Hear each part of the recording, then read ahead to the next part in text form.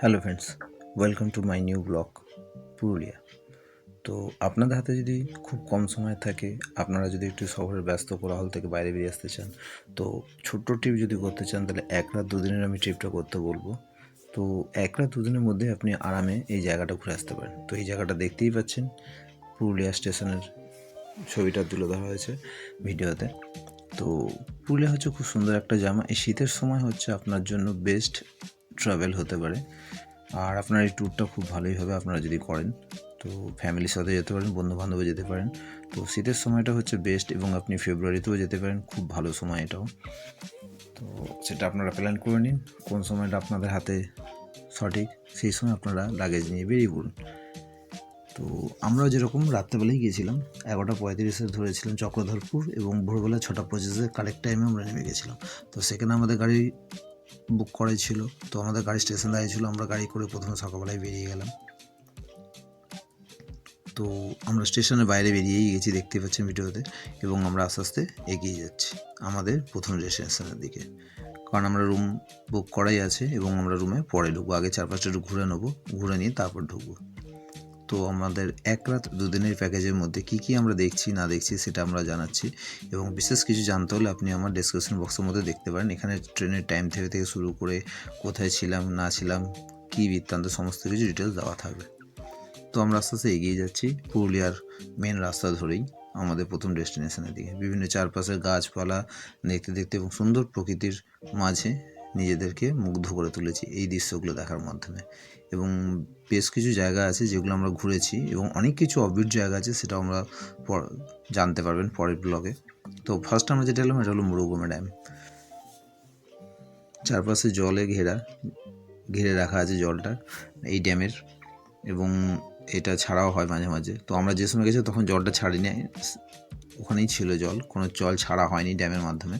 তো ড্যামটা তৈরি করা হয়েছিল অনেক দিন আগেই, বহু বছর আগেই করা হয়েছে এটা। তো তারপর আমরা চলে এলাম সেখান থেকে দেখে সুইসাইড পয়েন্ট, সেকেন্ড আমাদের সাইট সিন। তো জায়গাটা দেখুন, দূর দূরান্ত শুধু পাহাড়, ছোট বড় পাহাড়ের মাঝে চারিদিকে গাছ আর গাছ। শহরের ব্যস্ত কোলাহল জীবন থেকে আমরা বেরিয়ে এসে এই 2 দিনে আমরা খুবই আনন্দ করেছিলাম চারপাশে প্রকৃতির মধ্যে নিজেদেরকে পেয়ে।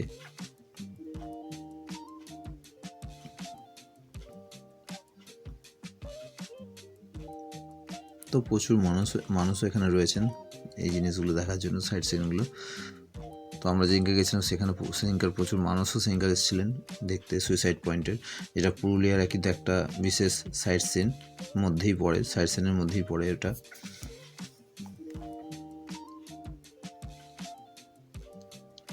তো আমরা এখানকার সৌন্দর্য উপভোগ করার পর আমরা নেক্সট ডেস্টিনেশনের দিকে আবার এগিয়ে গেলাম।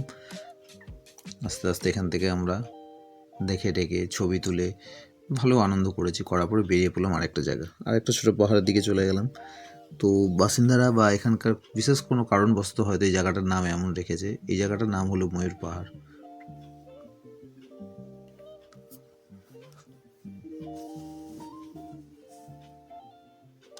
এর বিশেষ কারণ তো আমার জানা নেই কেন এই জায়গাটার নাম ময়ূর পাহাড় হয়েছে, তবে স্থানীয় বাসিন্দারাই এই জায়গাটার নাম রেখেছে। এবং এর সামনে এখানে একটা ছোটো বড়ো পাহাড়গুলো দেখা যায়, এবং দূর দূরান্ত পর্যন্ত পুরো গাছ আর গাছ রয়েছে ছোটো বড়ো, এবং এখানে একটা ওয়াচ টাওয়ারও আছে।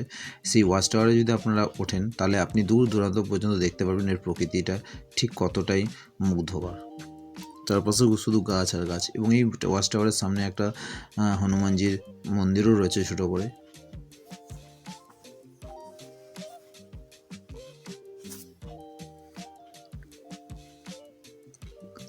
চারপাশটা দেখুন, শুধু গাছ আর গাছ আর গাছ। তো আর একটু সামনের দিকটা আপনাদের সামনে তুলে ধরলাম। শুধু এখানে গাছ ছাড়া কিছু দেখতে পাবেন না, পাহাড়ের গায়ে গাছ। আর এই দেখুন পাথরটা, বড় পাথরের গায়ে ময়ূর রেখেছে। এখানকার স্থানীয় বাসিন্দারাই হয়তো করেছে এটা, যেহেতু এটার নাম ময়ূর পাহাড়। তো সেই হিসেবে ময়ূরের আবার ড্রয়িং করা আছে এখানে, খুব সুন্দর করে করেছে।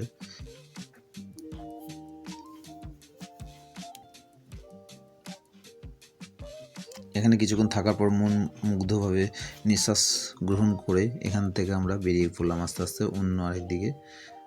তো জায়গাটা খুবই সুন্দর এবং মুগ্ধকর জায়গা। আপনারা আসুন, দেখুন, উপভোগ করুন, ভালোই লাগবে আপনাদের। তো এটা করার পর আমরা চলে গেলাম নেক্সট সেটা হচ্ছে দুর্গা টেম্পল। এটা হচ্ছে কাঠের দুর্গা টেম্পল এবং এখানে চিরকাল এই মায়ের হাতে যে প্রদীপটা রয়েছে এটা চিরকালই জ্বলন্ত অবস্থা থাকে। এখানকার রক্ষণাবেক্ষণ যা কর্মীরা যারা আছেন, যারা মায়ের সেবা করেন, তারা হচ্ছে এখানে প্রতিনিয়তই এই প্রদীপটাকে জ্বালিয়েই রাখেন, কখনো নিভতে দেন না। এখানে পুজোও হয় খুব, এবং আমরাও পুজো দিয়েছিলাম সেদিন সকালেই যেদিন গেছিলাম। তো এরপরে গেলাম আমরা পুরুলিয়ার একটা ফেমাস জায়গা, দেখতেই পাচ্ছেন ভিডিওতে, এর নাম মার্বেল প্যালেস। খুবই নাম করা একটা জায়গা পুরুলিয়ার। এখন এইটা দেখার জন্য বিশেষত লোক দৌড়ে আসে, এবং এটা না, এটা ছাড়াও আরও অনেক কিছু জায়গা আছে যেটার জন্য লোক দৌড়ে আসছে এই জায়গাটাতে, স্পটটাকে ভিজিট করার জন্য। তো আমারও খুব ভালোই লেগেছে জায়গাটা, খুব সুন্দর জায়গা। তো এরপর আমরা চলে গেলাম বামনি ওয়াটারফলে। তো এটাও আরেক জায়গা, এটাও আরেকটি বিশেষ জায়গা যেটা দেখার জন্য লোক আসছে। এরপর আরও একটা আছে, সেটাও আপনাকে দেখাবো। তো এই বামনি ওয়াটারফলটাও খুব সুন্দর, এবং এখানে প্রবেশ করার পরে সিঁড়ি দিয়ে অনেকটা নিচে নাম দেয়, প্রায় নিয়ার অ্যাবাউট হবে আপনার 330-এর কাছাকাছি সিঁড়ি। তো সেই সিঁড়ি বয়ে আপনাকে নিচে নামতে হবে, একদম নিচে গিয়ে সেই ওয়াটারফলটা দেখতে হবে। এবং আরেকটা কথা মনে রাখবেন, এই সিঁড়ি বেয়ে নামার পরেও এই সিঁড়ি বয়েই কিন্তু আপনাকে উপরে উঠে আসতে হবে, কারণ এর কোনো বেরোনোর জায়গা নেই। যে সিঁড়ি দিয়ে আপনার নামবেন সেই সিঁড়ি দিয়ে উঠে আসতে হবে। তো আমি আপনাকে সাজেশন করব সঙ্গে একটা জলের বোতল রাখবেন, যাতে আপনাদের সুবিধা হয়, কারণ নামাটা খুবই ইজি, আরামে সবাই নামতে পারে, কিন্তু ওঠার পরে খুবই কষ্ট হয় ওঠার সময়। তো অনেকের গলা শুকিয়ে যায়, অনেকে হাঁপিয়ে যায়। তো জলের বোতল থাকলে একটু জল খেলে সেটা আপনার কষ্টটা দূর হয়ে যাবে। তো চারপাশটা আপনাকে দেখাচ্ছি বামনি ওয়াটারফলের দৃশ্য। এটা হচ্ছে শুরুতেই প্রথম জায়গাটা যেখানে জলটা বয়ে আসছে এবং সাইড দিয়ে বেরিয়ে যাচ্ছে এবং একদম নিচে গিয়ে পড়ছে জলটা। তো লোক এখানে আনন্দ করছে, জলে চানও করছে, অনেকেই চান করেছে। আমিও ভেবেছিলাম সেটা করবো, বাট সেই সময়টা আমার কাছে ছিল না বলে আমরা করতে পারিনি। তো আমরা জাস্ট দেখেছি, উপভোগ করেছি, ছবি টবি তুলেছি, ভিডিও করেছি, দিয়ে ওখান থেকে আমরা বেরিয়ে এসেছি নেক্সট সাইড সিন দেখার জন্য। তো আস্তে আস্তে আমরা সিঁড়ি দিয়ে নামছি, সেই 330টা সিঁড়ির মতো আছে।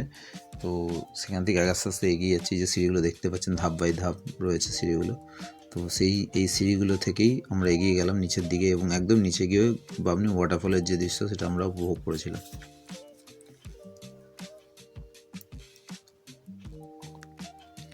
আস্তে আস্তে আমরা এগিয়ে যাচ্ছি সিঁড়ি বয়ে বয়ে, এবং চারপাশটাও দেখাচ্ছি, শুধু গাছের ছাওয়ার মধ্যে দিয়ে আমরা যাচ্ছি, কারণ এটা বিশাল বড় একটা পাহাড়ই আছে। সেই পাহাড়ের উপর থেকে ওয়াটারফলটা আমরা দেখতে পাবো, যে উপর থেকে এসে জলটা নিচে পড়ছে, এবং এই পাহাড় কেটে কেটেই সিঁড়িটা ধাপ তৈরি করা হয়েছে, এবং প্রতিটা দর্শনার্থী এই ওয়াটারফলটা দেখার জন্যই একের পর এক লাইন দিয়ে সিঁড়ি দিয়ে নামছে। দেখতে পাচ্ছেন কত মানুষের ভিড়, এবং নিচে আরও ভিড় ছিল, অনেকে স্নান করছে, ছবি তুলছে, ভিডিও করছে। তো আমরাও গেলাম, দেখলাম সেখানকার এই যে দেখুন বামনি ওয়াটারফলের স্রোত।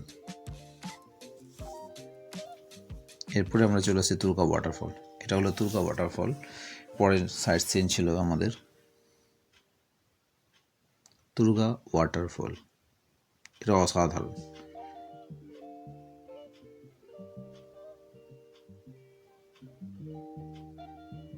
কারণ বামনি ওয়াটারফলের পরে তুর্গা ওয়াটারফলটি আমার আরও বেশি ভালো লেগেছে।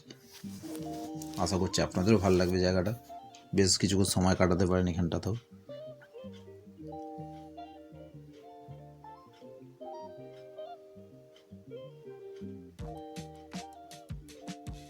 বর্ষার সময় এই ওয়াটারফলগুলোর জলের স্পিড অনেকটা বেশি হয়ে যায়, কারণ যেহেতু এখন বর্ষা নয়, তাই জলটা পরিমাণ খুবই কম আছে। আর বর্ষার সময় জলের স্পিড অনেকও বেড়ে যায়, এবং প্রচুর জল বেয়ে আসে উপর থেকে নিচে।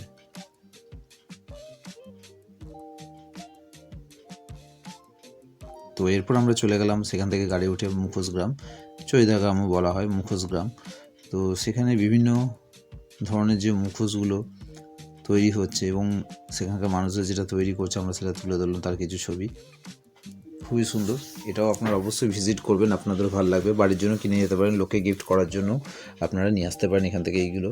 তো আমিও 4-5টা গিফটের জন্য নিয়ে এসেছিলাম, এই দুটোই জিনিস নিয়ে এসেছিলাম, আদিবাসীদের মুখের ছবি, এবং আরও অনেক রকম বিভিন্ন রকম রয়েছে, আপনারা নিতে পারেন মুখোশগ্রাম থেকে।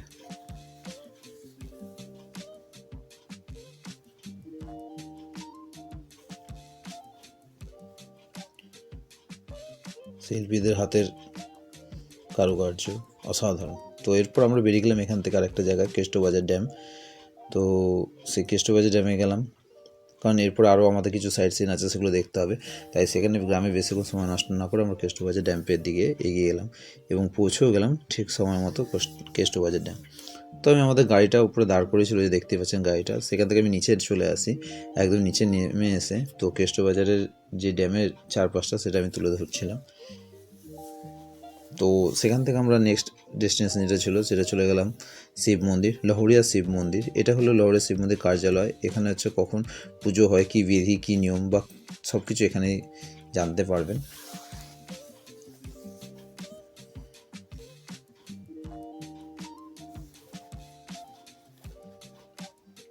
আস্তে আস্তে আমরা গেট দিয়ে লহরিয়া শিব মন্দিরের মধ্যে প্রবেশ করলাম দেবাদিদেব মহাদেবকে দর্শন করার জন্য। এখানে পুজোও দেওয়া হয়, তবে আমরা পুজোটা দিতে পারিনি। তো আমরা প্রায় বিকাল টাইমে গিয়ে ঢুকেছিলাম, তাই আমরা শুধু দর্শনই করেছি ভগবানকে। দেবাদিদেব মহাদেবের দর্শন করে আমরা কিছুক্ষণ সময় কাটিয়ে তার চারপাশে শান্ত এই নিরিবিলি পরিবেশ, মন মুগ্ধকর পরিবেশ, যেটা আমার খুবই ভালো লেগেছে। এবং বেশ কিছুক্ষণ এখানে সময় কাটার পরে আমরা এখান থেকে বাইরে আবার বেরিয়ে যাই। যেহেতু মন্দিরের ভেতরে আমি সেইভাবে কোনো ছবি তুলিনি, তাই বাইরেটাই আমি সুন্দর করে তুলে ধরার চেষ্টা করলাম আপনাদের জন্য।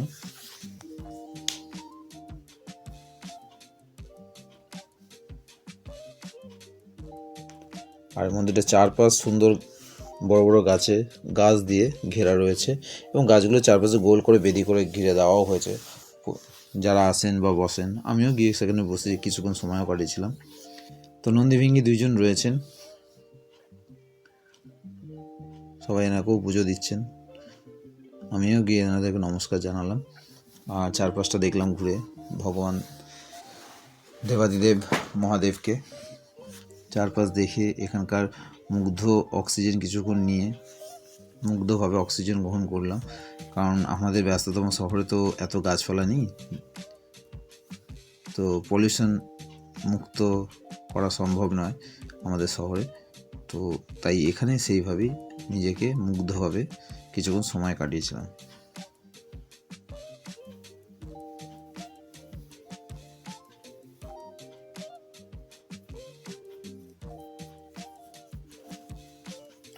তারপর সেখান থেকে আস্তে আস্তে আমরা বেরিয়ে আসি আমাদের নেক্সট সাইট সিন যেটা ছিল তার সেই দিকে। চলে আসলাম লোয়ার ড্যাম দেখার জন্য। বিশাল বড় জায়গাটা এই ড্যামটা।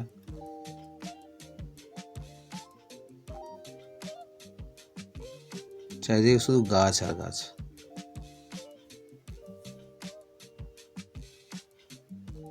তারপরে দিগন্ত শেষে আমরা এগিয়ে গেলাম। আমাদের শেষ যেটা ছিল সেটা হচ্ছে আপার ড্যাম। প্রায় তখন সন্ধ্যা হয়েই এসেছিলো, প্রায় একদম পড়ন্ত বিকেলের দিকেই আমরা গিয়ে পৌঁছেছিলাম সারাদিন ঘোরার পর। তো আপার ড্যামের ওপরে আমরা ব্রিজের উপর উঠলাম, উঠে দেখতে পাচ্ছি দূরে সেই ড্যামগুলো। ড্যামের চারপাশে দৃশ্য দেখার জন্য উপরে উঠে গেলাম। আস্তে আস্তে আমাদের গাড়ি আপার ড্যামের ওপর দিয়ে যাচ্ছে, এবং আপার ড্যামে গিয়ে আমরা কিছুক্ষণ সময় কাটাই, চারপাশটা দেখলাম। সত্যি খুব অতুলনীয় দৃশ্য এবং খুবই মনোমুগ্ধকর জায়গা। এবং পুরুলিয়া আমার মতে পুরুলিয়া সত্যি খুব ভালো একটা জায়গা ঘোরার জন্য। এখানকার বাসিন্দাদের কাছে যেমন খুবই ভালো, এবং আমাদের কাছেও খুবই ভালো লেগেছে।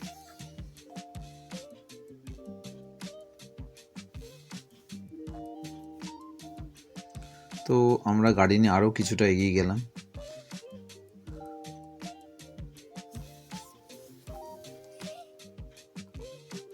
ড্যামের চারপাশটা দেখতে দেখতে সামনের দিকে এগোতে থাকলাম, এবং একটা জায়গায় গিয়ে সেখানে দাঁড়িয়ে তার সূর্যাস্তের রূপ, এই যে দেখুন সূর্য মামা অস্ত যাচ্ছে আস্তে আস্তে,